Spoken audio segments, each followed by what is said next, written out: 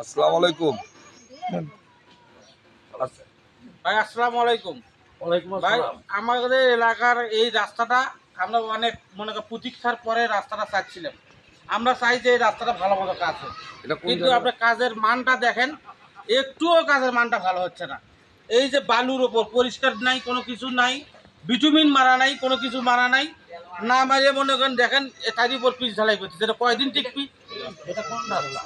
এটা রামপুর মধ্যপাড়ার হচ্ছে কমলপুর টু সলিমের টেকানি রাস্তা, পলাশবাড়ি গাড়ি। পলাশবাড়ি গাইবান্ধা। হ্যাঁ, ধন্যবাদ আপনাকে।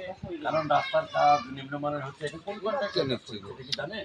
কন্ট্রাক্টরের নাম তো আমি সঠিক জানি না। তবে যারা কাজ করতে যায়, হ্যাঁ, হ্যাঁ।